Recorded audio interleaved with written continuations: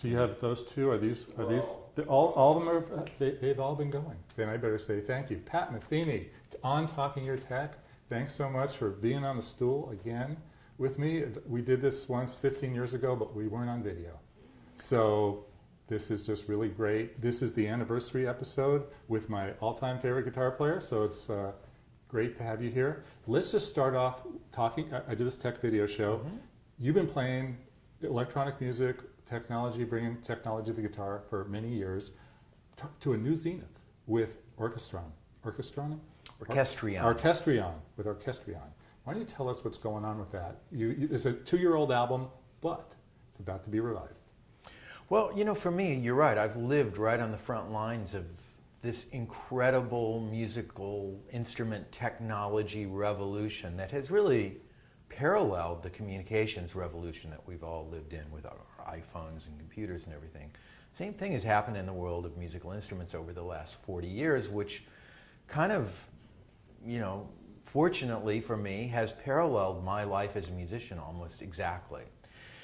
And, you know, I've been, you know, right on the bleeding edge of it all, right from the beginning, from, you know, the time that computers became, you know, really a viable element for musicians to work with. So that, for me, goes back to the late 70s. And, you know, I love that world. I'm really fascinated by all of the possibilities of it, and particularly the control possibilities of it, meaning what you can do as a composer, what you can do as an orchestrator, as an arranger, as a band leader. Those aspects of it are most interesting for me. The part about it that I've liked the least all the way through is the fact that with all this stuff, as great as it's gotten with 24-bit, 192K, all this super high-end stuff, still it's coming out of speakers. And music that comes out of speakers, to me, I also have a very deep relationship with because I'm an electric guitar player. My first musical act was to plug it in. So speakers, wires, all that stuff are like mouthpieces and reeds are for horn players. I mean, I really live in the world of speakers. However, I also live in the world of acoustic guitar. And I understand on a very basic level that acoustic sound is infinitely more complex than anything that will ever come out of a speaker.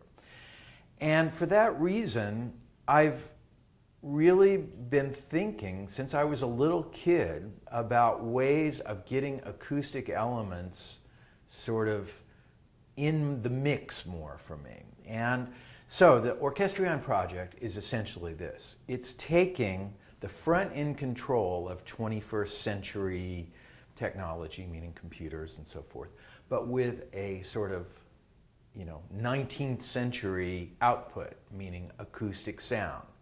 So in essence, what I'm doing is from my guitar, I'm triggering acoustic instruments, physically beating, smacking, hitting, blowing, doing physical things. And this is something that just has not been looked at. And to me, it's an incredibly interesting and exciting way to make music. And I kind of had to invent a way to do it. I mean, the tech was there because I followed this world closely from the days that my grandfather had a player piano in the basement. So is that what you're controlling?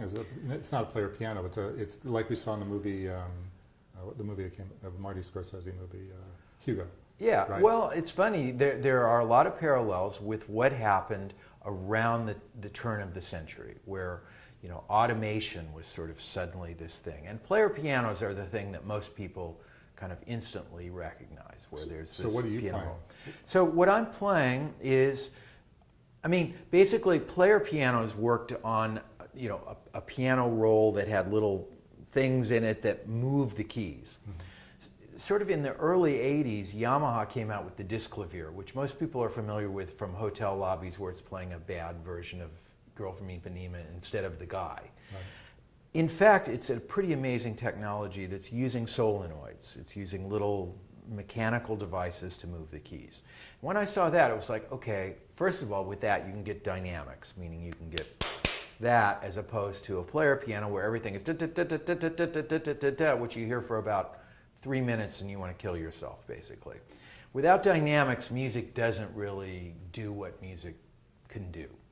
So with the advent of the disc clavier, it was sort of like, okay, that has now been sort of established as a possibility. Could that happen with other instruments? And you know, I sort of looked around over the past 20 years to find people who were doing this or doing that. Like, here's a guy that's doing solenoids where it's hitting things. Here's a guy who's doing some pneumatics. I mean, it's like this range of people, none of whom knew that the others existed, basically. So the DVD and movie is you leading a concert of these instruments, right? Yeah, basically it's hundreds of solenoids and pneumatic devices controlled by me playing the guitar, and also with my feet controlling this very intricate computerized web, basically, where on the fly I can make stuff up, or I can also compose, and I can sort of go anywhere from nothing, meaning completely improvised, to deeply composed, and sort of anywhere on that spectrum that I want. But I do it in a way, I mean, this was important for me. I didn't want there to be a computer on stage, because to me when I see a laptop on stage now, I mean, that was kind of hip in 1998 for about a month, but now when I see people with computers on stage, I always think, well, are you sending email or what? You know, to me that's like so corny that I really did not want to have any sign of a computer on stage. So I kind of had to develop this thing where I could do it all with my feet, which was kind of complicated, so but your feet, people don't realize what's going on, and that's kind of what the intention was. So your feet control what instruments? All. Bass, drums? Everything. Bass, drums, piano? Well, I mean, no, it's all, the instruments are controlled from the guitar. Okay. But I can orchestrate. For instance, I can say, okay, now I'm going to play the bass. Mm-hmm. So I can go here and it's the bass. Or I can play the bass and the drums at the same time. Or I can play all of the instruments at the same time. Or I can play just the bottles and the bells. Or, you know, I can make all these decisions sort of on the fly. And I can also record them, loop them if I want. Or I can also just go to some sort of already organized setting. You know, I mean, it's very difficult to explain, actually, and I've been trying for 3 years to explain this pretty much unsuccessfully. Okay, well, tell us about the movie. What is the movie? Well, the movie was, I mean, basically the process was like this. I sort of had this idea. Everybody thought I was nuts. I said, book a bunch of gigs. I'm going to make this record. And everybody was like, okay, what are you going to do exactly? And then I kind of fumbled around like I've been doing here for the last 5 minutes trying to explain this. And yet at the same time, I had a pretty good idea that it would work and that it would be cool. So basically, I commissioned people to build the instruments and wrote a bunch of music, made a record, and then did about 140 concerts around the world. And at the very end of it all, we went into a church where I'd put it all together, a kind of abandoned Brooklyn, beautiful place that I lucked into. And we filmed at the very end of it all for a couple days. And, you know, basically I kind of went tune by tune and played the pieces from the concert, and they did it in sort of IMAX 3D HD 7.1, you know, it's like very state-of-the-art kind of recording, and it's called the Orchestrion Project, and is out now, and there'll also be a soundtrack album of it that'll come out. It took 2 years. Pardon? It took 2 years to come out. It took a while for it to come out because of just business stuff that I don't understand. Mm-hmm. So, yeah. As you look back on this chapter of your life, I'm sure a lot of people say, you know, it's a lot easier to just play your guitar, you know, just right? I mean, well, was it worth it? Was it worth it? In a lot of ways, I mean, this all started because people asked me to play solo concerts all the time. Would you do a solo concert? Would you do a solo concert? And for me, it's like with anything, the whole idea of coming up with a conception of how to do something is almost as important as actually doing it. And I thought, if I ever do a solo concert, I want to do something really different. So I think we could probably say mission accomplished on that front. Do you want to do a sequel? Absolutely. I mean, when I look back on the whole thing now, I'm kind of, it's a little scary to me even that I did it. I didn't have time for fear at the time while it was going on because there was this looming tour record deadline. I had to get it done. But I feel a real sense of accomplishment with it because it was something where I really had to figure out a whole new language of performance and of music to do something that really nobody had ever done before. So, and then besides that, the actual music is, to me, some of the best bunch of notes that I've ever kind of run across. But you went straight from that to an analog jazz quintet. Well, I mean, kind of in the interim, I did another straight-up pure solo guitar record too, which is this one called What's It All About, which seems kind of the flip side of the Orchestrion thing. When the Orchestrion tour was over, I wanted to just, first of all, play some other people's notes, because between the Orchestrion record and The Way Up, which was a group record before that, I'd been writing all this super complicated music. So I kind of wanted to just do something very simple in a way. So that record came out, which had a really nice life as a record and still does. I guess people still like it.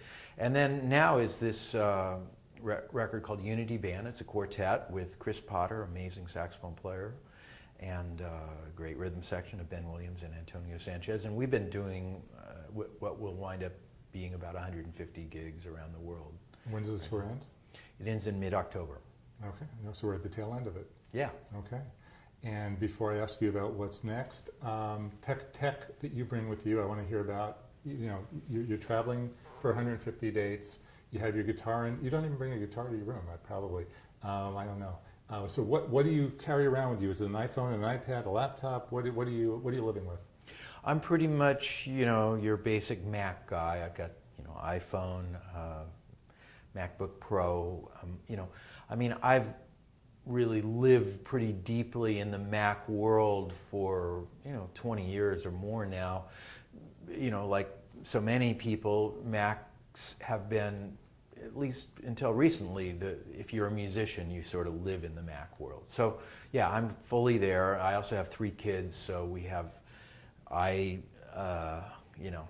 iPads and so forth, that are... So are you sitting upstairs with Pro Tools composing music? Are you FaceTiming with the kids? What are you doing? For me, composing happens within the world of Sibelius and Digital Performer. Those are the 2 platforms that I use. It's funny about FaceTime, because I do spend a lot of time on the road. We've all kind of found that seeing each other, it makes it all even sadder. Mm-hmm. So we just talk on the phone, basically. But of course, Skype has been fantastic for musicians that travel internationally, where hotels used to just stick it to you big time for long-distance phone calls. I mean, now we can really talk for as much time as we need every day, so that's great. Now, there's been the big trend the last few years for these online radio stations where if I like Pat Metheny, I like Lee Ritenour, I like Weather Report, and I have a list here, I'm going to read it to you. And I would always wonder what the flip side is. There's all this music, and if you like this, you like this. Let's go over some of those. Whoops, call it up. Okay, so your station on Pandora, if I like Pat, I like Mark Isham, I like Here to Stay by the group, I like Acoustic Alchemy, I like John Lipani, I like Oscar Peterson. And I'm sure that was solo Pat.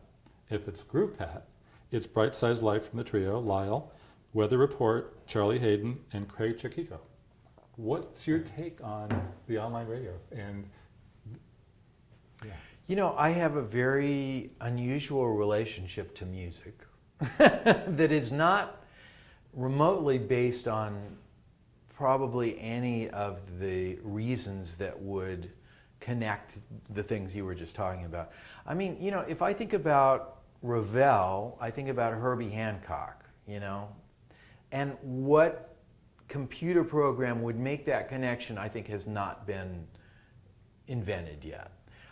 To me, style and genre are absolutely nothing. Music to me is one big thing. I don't really, I mean, the other discussions about music are almost always about politics and culture.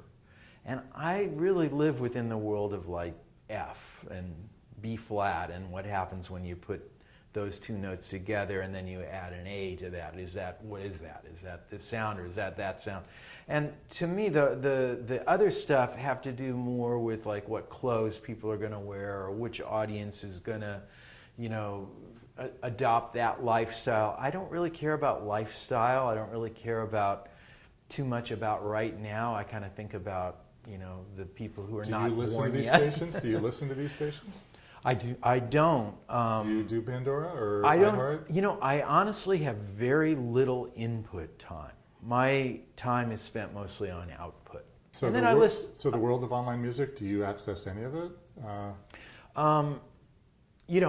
For my kids, I do a lot because they're interested in various different kinds of things. So I'm sort of the family IT guy, like keeping everybody's iPods up to date with whatever the new, Daft Punk release is, and what the new Elmo movie is for our little girl, and so forth. So, I do in that respect. But in terms of my own listening, I listen to a lot of Bach. I listen to a lot of Charlie Parker. I listen to a lot of Coltrane. The standards. On CDs in your computer? No, on iTunes. iTunes. I kind of keep everything there on the computer. But it's mostly what I'm listening to is what I'm working on. If it's a new record, a new release, a new bunch of tunes, it's like, it's like I say, I'm mostly on output. I don't get as much input. There's an iTunes Essentials. Did you do that, or did they just choose it? Let me tell you the 10 songs. Last Train Home, Here to Stay, Don't Know Why, Have You Heard, This Is Not America, James, Roots of Coincidence, Bright Size Life, Jocko, and So It May Secretly Begin. Is that a good 10? One thing that I notice about my thing is that if you go to one of my concerts and you take the first row, there will be no consensus among those 20 people about anything that I have ever done. To this guy, it's like, well, of course, it's really the group. It's only the group. And the next guy is going to say, I hate the group. It's only trio stuff. That's And what's really hard is to find somebody who sees it the way I see it, which is that it's all one thing. It's not separate at all. And actually, for me, that's kind of the bigger message, is that all of this stuff goes together. It's not compartmentalized as this but versus if you have a new listener like Sean over here and had to pick 5 songs. I would look at him and I would decide. Based on how he looked? Yeah, it's difficult because there is no consensus. I think that for many artists, it's like clearly that one, and then, then there's others. But for me, it's really equally spread out. So you don't have a favorite album? To me, it's one big album. It's one big long song. It's one big improvisation. Not one sticks out? It's all connected. Not one favorite song either? No. It's all. Is it 400 songs or 500 songs that you've written? Something like that, yeah. On Bob Edwards, a few years ago, you were on there and you talked about 400. So it's got to be up to 450 by now, right? Probably, yeah. I'm very lucky in the respect that I get to very deeply and intensely live within the world of music and pretty much of my own design.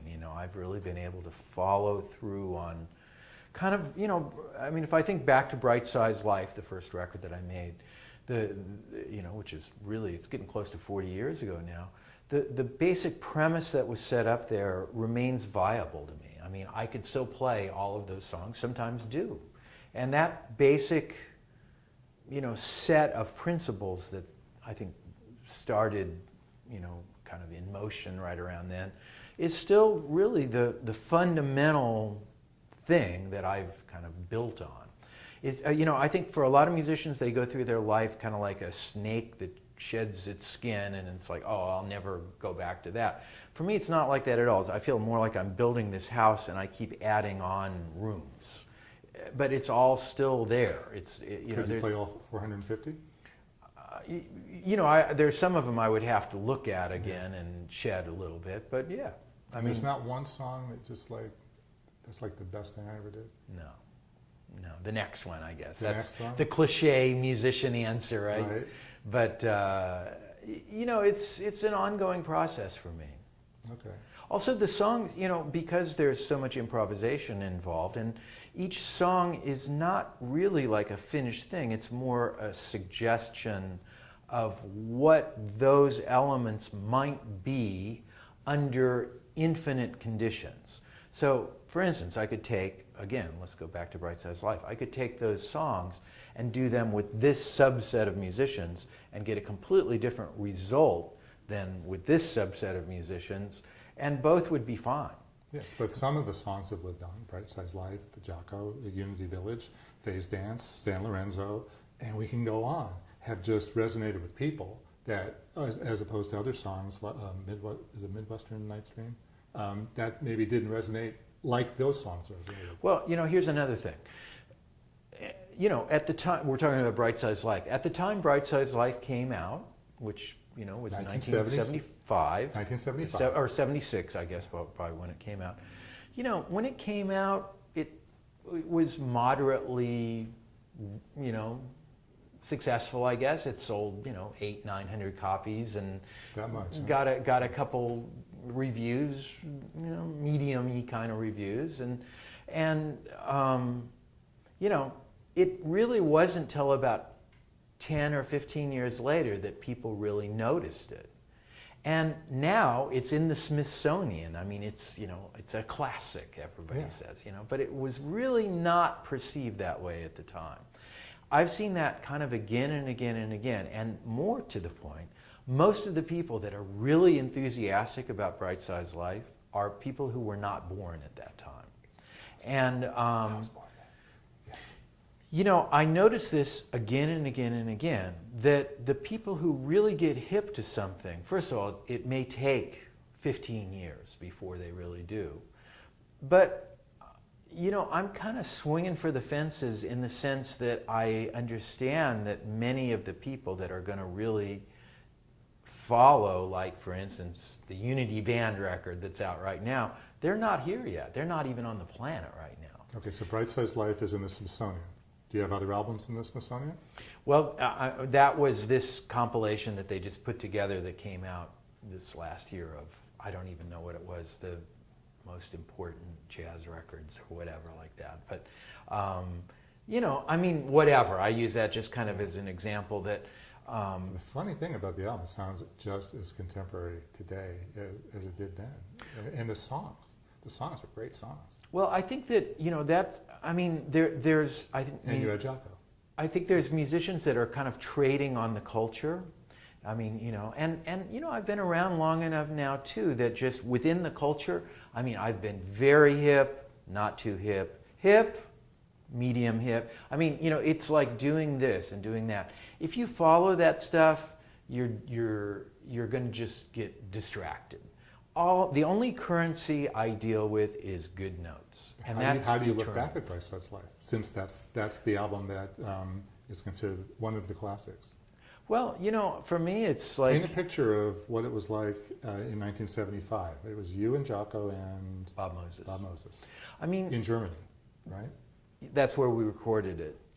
To me, when I think about not just that record, all of the records, there are good notes, hopefully, invoked that set up the potential for things to happen. And, good notes are good notes. It's like you can talk about... But tell me about the recording. You went from Missouri to Germany, or you were in Miami? It was probably your first time over there, right? No. I had been, by that time I'd already been playing with Gary Burton for a couple years and had toured a lot. Had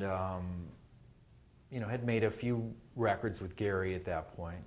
And, on ECM. On ECM, yeah. So, the X factor for that record was, the fact that it was going to be my first record, that I had brought in this bass player that nobody had heard of at that time, and they trusted me enough to do that, which was cool. And of course, that all worked out really well. Jocko was really something. That's one of the best records that you can find of his playing. That was him really at his peak. And it's a very special record. And, kind of, for me, the main thing about it is that the expectation that the first 8 notes of that record, which are kind of this solo guitar thing, that sets up really everything that has followed, in the sense that there's a few pieces in place there that are stylistically a departure from what had been happening in jazz until then, in the sense that there was a certain kind of harmonic ambiguity, but also a lack of fear about like major triads that was not exactly that common at that time. And for me, writing music sort of emerged as a way to find a platform for improvising. And once I understood that, the composing thing has taken a much larger part of the pie for me. Do you do much stuff with cameras? Do you do videos on tour or anything? No, not too much. You do podcasting. Yeah, I love your podcast. Yeah, I mean that guy is very good. He's kind of a friend, Joe Vella. He's kind of he's a good friend of Larry Grenadier and Brad Meldau and those guys, and he's kind of cornered the market a little bit. So what, he just comes in and talks to you? We don't even do, I've got my little mic, and he sends me some questions, and I talk on it, and then I email them to him, And what's your mic? It's just like what do they call those things? The snowball. Yeah, you have the snowball. Yeah, okay, so you use the snowball mic. Yeah, works great. At home? Yeah, or wherever. Yeah. So do you travel with the snowball? I have one in my little utility kit. Tell us about the utility kit. Come on. Well, because of the international travel aspect of it, there are things that you need when you're in Australia and England that you don't need the rest of the time. So I have a little case that I keep in my road area that just has all the adapters and all the auxiliary things, a little sound card interface where I can do stuff if I need to record something into the computer and all that. But generally speaking, when I'm on tour, like for instance last night we played 5 hours. So if I have then an hour or 2 in the day, I'm not going to usually be working on recording or something unless it's really an emergency. I'm going to be more like checking out the Yankee scores on MLB.com. What are some of the other sites you go to? For me, it's the news sites. The Huffington Post thing for me has been a huge, fantastic addition to the web, in the sense that there's it's this whole idea of aggregate stuff, which I have mixed feelings about, but done very well to a certain demographic of which I sort of fit, which is kind of slightly to the left, and as opposed to the Drudge days where that was sort of the only aggregate thing, which was seriously to the right. So now there's a Fox, MSNBC kind of balance there, in terms of the major sites. For me, I am following politics and sports, basically. Those are the things that I really use the web for. And music? A little bit of music, but to me music is, I have a very different kind of privileged relationship with music, which is I live inside of music. I kind of don't need to go outside and look into it. My life is really filled up with being able to explore music on a very intimate level. And what anybody else thinks about it... So you're not reading Billboard and Rolling Stone? And I don't really care what anybody thinks, because there's not too many people that know that much, honestly. Yeah. No offense, but I wish there were, actually. I wish there were more really sort of trustworthy sources. I believe that this is something that's really missing in the music world, is not criticism, sort of musicology. And I mean, to me, reviews in general, that's a form that has really overstayed its welcome. And now that we're in the era of comments, basically what's the difference between the guy in the New York Times and the dude on Amazon? The answer is none. It's two people who basically don't know too much talking about something that they don't really understand. Well, you get a lot of comments on your site. Do you check them out? I know that in my world, a lot of the comments can be pretty out there, and people like being anonymous and like being very rude and nasty. What's it like for you?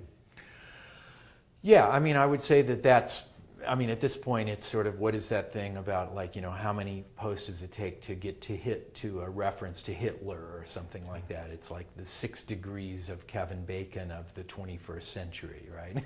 That's sort of the culture of the web. That's a little bit my point, is that I feel like the more responsible kinds of truly informed, probably coming from musicians, discussion about music would be really great. But do you check your site after a concert to see what people are saying? No. I don't really care. At basically, one point, early on, you used to communicate with the fans directly. I remember Prodigy back in the way long ago, and I don't think you're doing that now. I think that everybody had a certain kind of excitement early on, and I did too, about, wow, this is a really great thing. But I would say that kind of what you referenced, the fact that people being anonymous allows a certain kind of whatever to it all, that the whatever part of it has sort of become dominant. And there's some, we're kind of still in the infancy of So all the this. Facebook and Twittering that's done on behalf of Pat Metheny and the Unity Band is not by you? Not by me at all. In fact, I have to say I have opted out completely of that aspect of things from the inception of it. By the time Facebook and Twitter came along, I was already like, okay, I'm going to just concentrate on trying to play good, and I'm not really that interested. I'm not that social. I don't really stay in touch with that many people. Like I said, I've got 3 little kids, and I'm playing, 5 hours a day, and working on music constantly. I don't really have that much extra time to mess around. Let's talk about YouTube. Okay. Okay. YouTube. Every performance you've ever given, theoretically, is on YouTube. Well, Unbelievable. Poland, Italy, Sweden, Switzerland. I'm looking last night. Everything from every era. It's amazing. How do you feel about that? It's an unexpected turn of events for me. I mean, when you play that crappy gig in Germany in 1983, that, it's like, well, okay, we got through that one. That's behind us. And then it sort of gets regurgitated 20-some years later, and it's like, oh my God, really? That's not too great. On the other hand, there are things like, wow, we sounded, if you look at all of it, together, it's like there's a consistency there that speaks for itself. It's like, okay, well, that's sort of what it is. And to me, the main thing is the way it limits the possibilities now, because I used to love going, play jam sessions and go sit in and do things spontaneously. You can't do that anymore. Everything you do, as you said, is forever documented. It's nothing is casual anymore, because you can't even have a conversation with somebody after the gig because there's somebody there, filming it. So, it really turns out that the Big Brother thing that was predicted, it's us. And people, I think, I also feel like there was a time, you would probably remember this too. Remember the CB radio era where everybody had a CB radio and it was like Breaker 19, Smokey, It's like, you couldn't go down the highway. Every person had an antenna and a CB radio for about 2 years. Right, now everybody has a camera. And then it just kind of went away. And, there was a time when everybody was smoking on airplanes not that long ago. That's like a ridiculous idea, and it kind of went away. And you know, they didn't used to have seat belts in cars, and it's like, okay, we got to get that together. I mean, I have a feeling that there will come a point where the idea of somebody texting at a concert or holding up their phone is going to be such a socially unacceptable thing to do, because you look like an idiot when you're doing it, and it's also kind of really inappropriate, especially if the musicians are asking you not to do that. So I got a feeling that will probably... Then why are there so many clips of you? Well, more I think more than most. I mean, of your stature, there's so much. Well, you know, I think that it's a testament to this moment in culture that that is something that is attractive to people to do. And you know, it's kind of a game changer for somebody who's an improviser. And I would say this includes comedians. You know, they seem to be having a real struggle with this because you can't try things out. Used to be you could go to New Haven, or you could go to Maine or Boston or someplace and try a band, try some new tunes, try this. You can't do that anymore. Everything you do now is a world premiere. So you come out last night and say, please, no cell phones, blah, blah, blah, and half the room tapes you. And then post it later that night. Yeah, and honestly, it's not just me. A lot of musicians, this is incredibly irritating, not so much for the thing, but the thing of you ask for people not to do it and then they still do it. So, I mean, I can think of one or two piano players that are quite well known, that it just shuts them down. They cannot perform after that. And so the audience is actually like chopping off their own heads in a way by this. You know? Do you go watch any of the clips? No. You know, if there was a way for me to do what I do and be invisible, I would do that. I mean, you know, you may have noticed I've never put my picture on the cover of any album cover because I don't think it's about me. It's about it. And I physically have to be there to help it be, but it's not me, it's it. Okay, and so your back is on one of the covers, right? Maybe. On the first solo guitar, One Quiet Night. No, that's not me. Okay. That's just, that was a shot. Oh, okay. Yeah, I don't think of the music as being my thing. You know, it's it.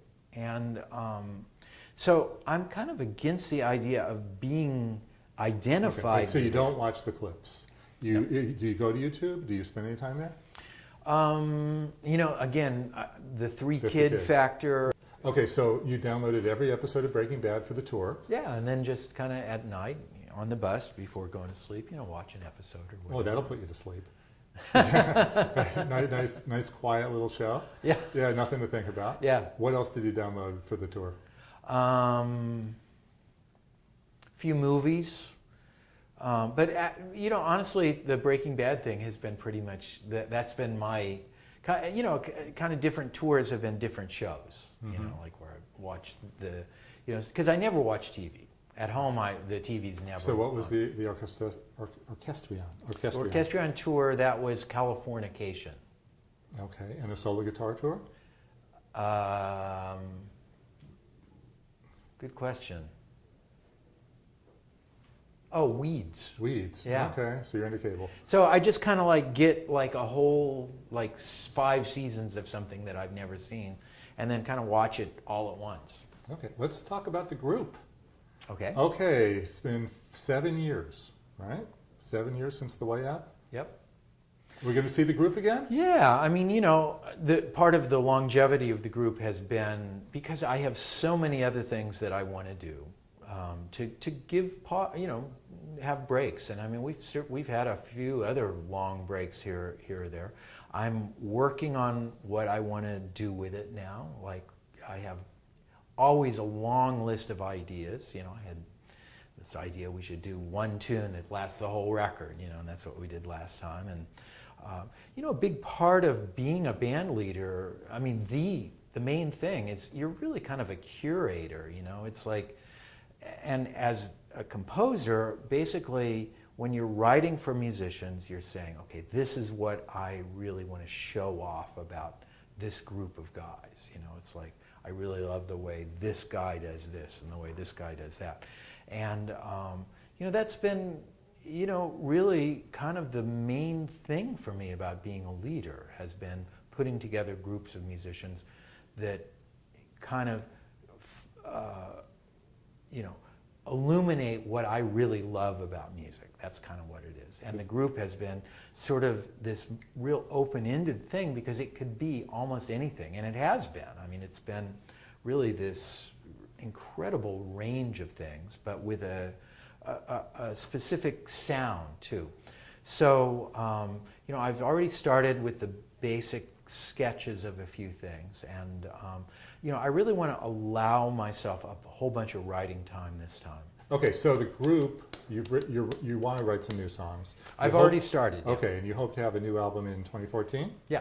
Okay, so Lyle, you're writing with Lyle again? Well, you know, the way it works is I bring Lyle in at the very end. Once I've sort of got a bunch of stuff, then I say, okay, you know, can you add a little to this or that? Do you hear anything for this? Sometimes he does, sometimes he doesn't. I mean, you know, it's more, the thing with Lyle is more the sound of us playing together, I think, than the writing. Particularly. Cool. Now, you wouldn't pick your 5 favorite, but would you pick 5 definitive for the new Pat Metheny viewers that might not even be up on your music? Would you give them a top 5? Again, where to start? Start with Right Side Life.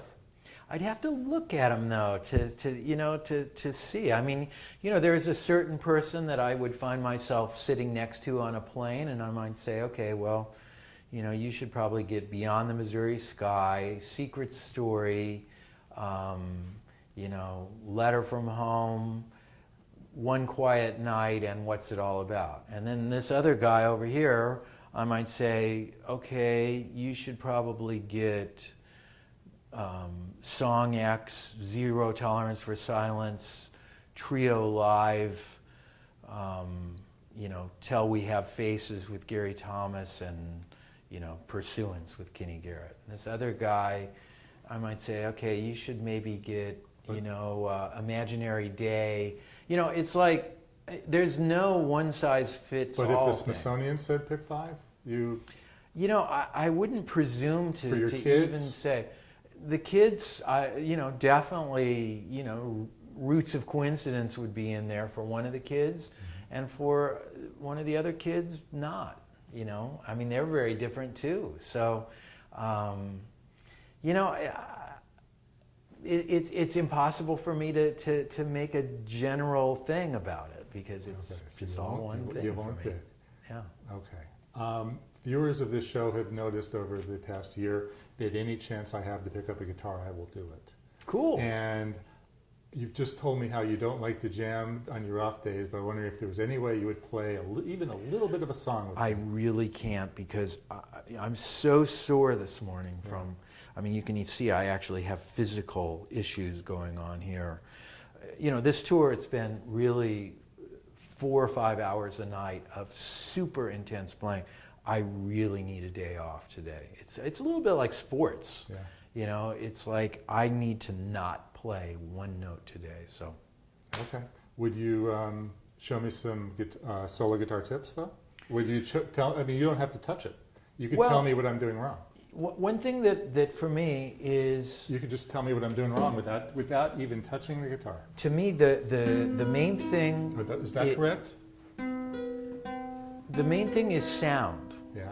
Is that a lot of people are playing good notes, but maybe it doesn't sound as good. Maybe it's a little out of tune. Maybe it's the notes aren't balanced. Maybe the melody is not sort of stepping out in front.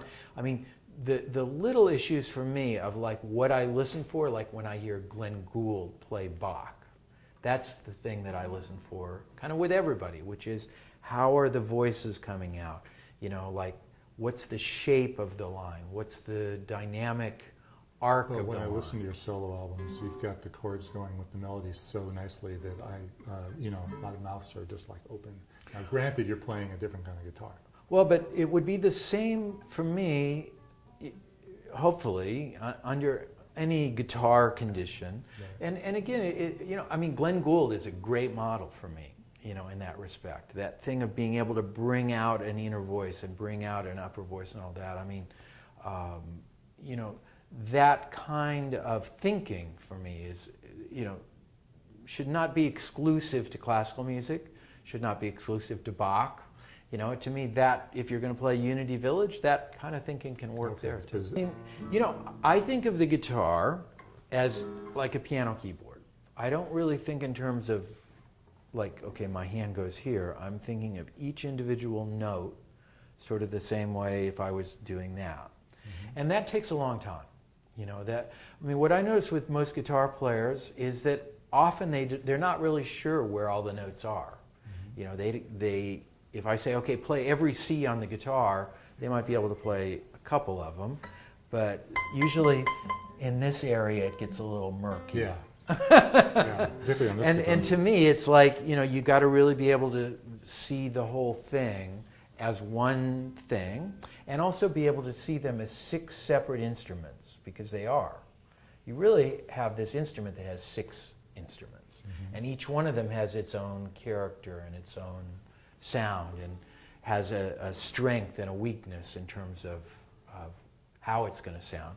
And the other thing for me is to try to get as much string ringing as possible, so that if I have a choice of playing, you know, a note here where there's going to only be that much string ringing, or I can play it here where I'm going to have more string ringing, I'm going to do that. And so for that reason, I'm going this way a lot to try to keep more string ringing. Pat, thanks for doing Thank this with me. you. It was lots of fun.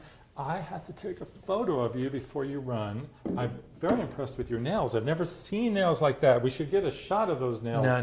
The camera's gone? No. That's Don't do that. unbelievable. It's it actually, I have to be careful not to reveal this to, like, when I pay at like McDonald's or something, Yeah. because it freaks people out so much. I mean, this has to do with the baritone guitar, because without that, it's not going to happen. And basically, Korean women are like the John Coltrane of fingernails. They've sort of figured this out. And from that, there are a couple people who have sort of applied it to guitar. There's one guy in Germany who has really found, because each acrylic bass has a slightly different sound, kind of like picks do. And he's kind of experimented and has found really the ultimate mix of the various kinds of acrylics.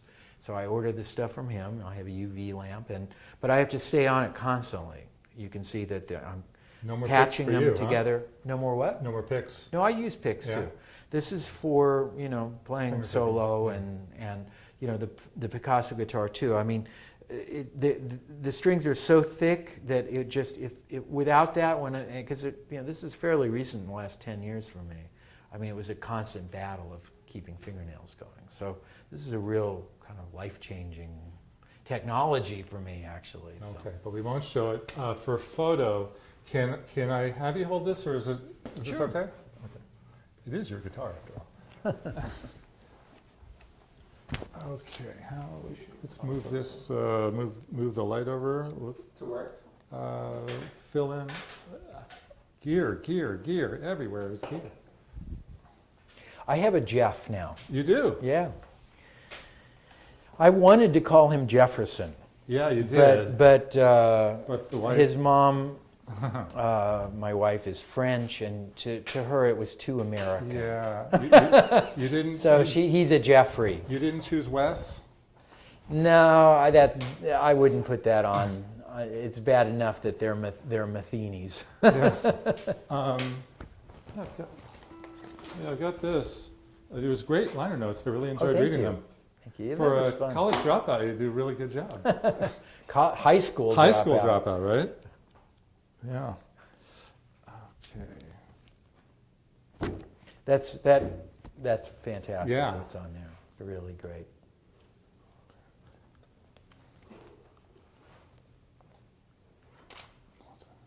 Now let's see. Have you ever been photographed without a guitar? Oh yeah. They always pull it out, right? Oops.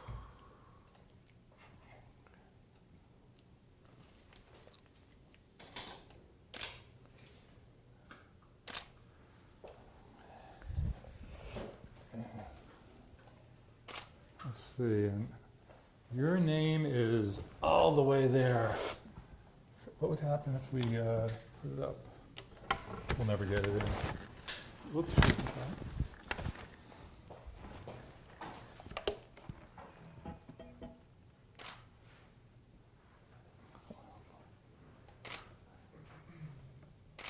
All right, Sean? Yes, sir. Take a photo. Would you kill me if I held the guitar in my hand next to you? Not Even at all. If we don't no, play? Not at all. You might want a different guitar though. Not you. I mean a different camera. You can't get it all, can you? Sure can. Oops. 1, 2, 3. Hey, I'm gonna one more thing while we're here, since we're talking about music. Is this how you do it? That is how you do it, but that is also in a Nashville tuning. So the bottom 4 strings are tuned up an octave. Okay. So if you had a guitar and you did that, then you would say, oh, well, that's why it sounds like that. But those are the right fingerings. Okay. Yeah. But it does sound. As I play along to the song, I say your fingers must get tired playing that riff all over and over and over You again. know, I mean, the chop thing for me is at this point, that's the least of my problems. Yeah. But back when you were playing phase dance every night. No. I mean, that's not hard. Yeah. I do a lot of things that are Right. physically much harder than that. I mean, playing really fast tempos, Mm-hmm. you know, with especially a band like this band where it's, you know, Chris, who's unbelievable at that. I mean, that's maybe the harder thing. It's like playing, you know, super burning kind of stuff. Yeah. 2 sets a night.